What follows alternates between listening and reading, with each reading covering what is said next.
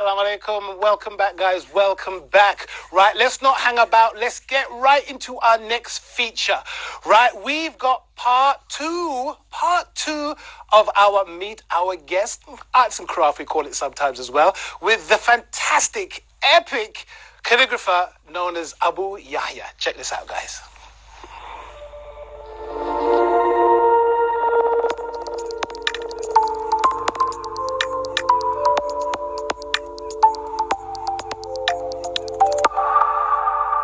Assalamu alaikum, guys. Welcome to part two of our amazing visit with Abu Yahya.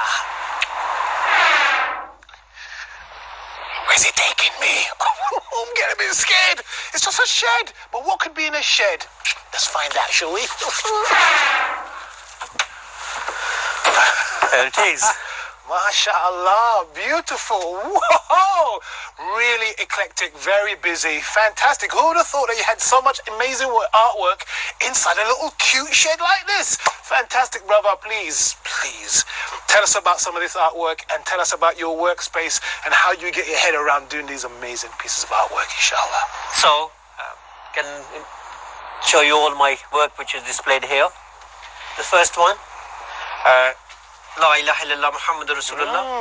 So I've done the calligraphy and also I use the expressionist art, which is a Jackson Pollock is very famous American artist. Follow his artwork in this. So it's quite modern and it's quite vibrant as well in the sense of the colors. So yes, well. It's got a really nice kinetic energy to it. It's got a feeling of movement that is really all vibrant. Exactly. It's very nice. Exactly, and it's the color shows the different. Feelings you have. That's why it shows. But no matter what state of mind you're, we as a Muslim always believe in Allah subhanahu wa ta'ala and the Prophet Muhammad, peace be upon him. Then I have a small piece. It's called Salam, means peace. Just for a kid's room. If you want a piece for the kids room, which is small. You do use stencils, because I can tell from those parts. You use stencils. Yes, and I use the Islamic stencils like a Moroccan art and also the flowery art as well to represent a kid's room, to give them that sort of feeling. So do you make your own stencils or do you buy them ready-made? I do make sometime, but I prefer to buy because they are cheap. Yeah. Those ones. Okay. Wow, what about this one, this red and black and white one here? Very striking.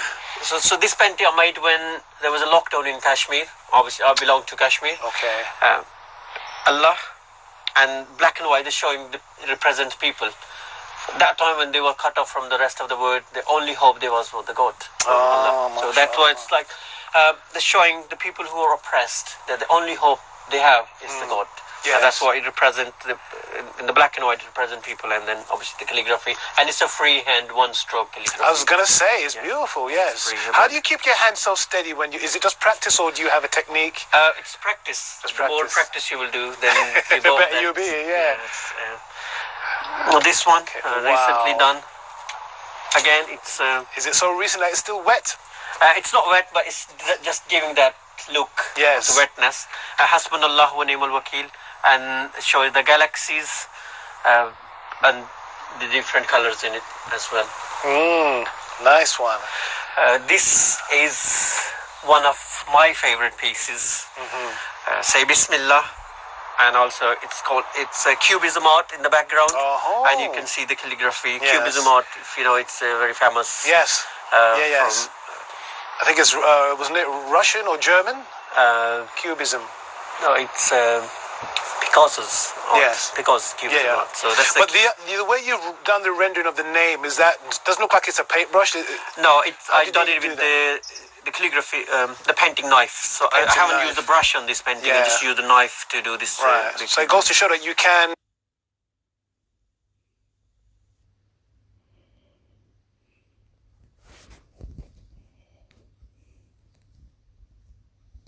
With them just basic Absolutely fantastic. Now for me, because I'm an artist myself, part of the exploration into your art is your workstation. So I would love for you to just give us a little bit, of an insight into your workstation, because young artists that might be watching as well, they would appreciate your tools, your technique, and how you kind of derive to get to the point where you can produce this amazing artwork. 5 years ago when we buy this house, I'm lucky enough to have this heaven for me, where I can experiment different sort of artwork. I have the spray paint, which I used for when I use the mixed media art. When you saw in my last painting, which I was showing you, when I do for art pieces like these ones, when I use to create the background, so I use the spray paint. So it's a different medium which I'm using. Then you can see my glitter work. Yes, I've noticed that. Even on your T-shirt, there's still yeah, that's my own design as well on my mashallah. T-shirt. So there's glitter work. Then I use, for example, for the create a glitter work, I do the basic calligraphy, and then I use the glue.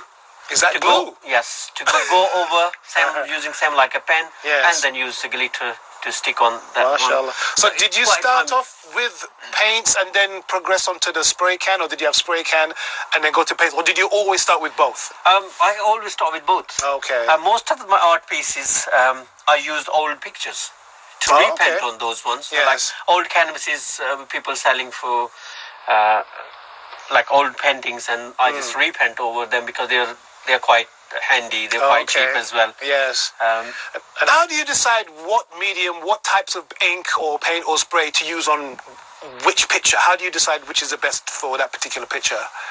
It depends upon the nature of the surface you're using. For example, if you're using canvas, then you're going to be using acrylic and using the spray paint for that one. If I'm using a cardboard or paper, a hard paper, then I will be using ink because that will stick on it, or markers, or the gel pens. Like I can show you this example of this painting, say Ikra, Bismi Rabbika Allazi Khalaq. So I mainly use ink and I use the gel pens on those ones.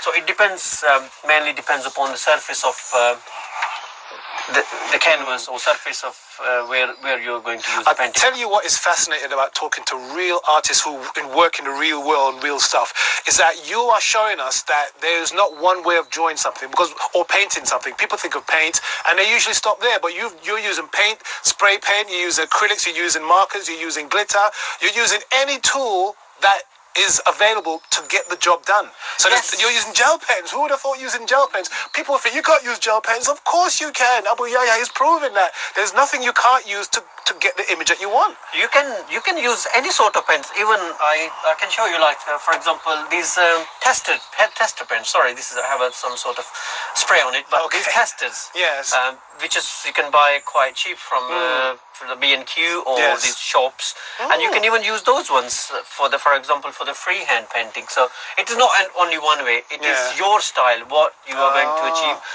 As I said, to different texture, you use the different sort of pens, you use the different sort of pens, and different sort of style. And of course, different brushes as well. Yeah, and different brushes, as you can see.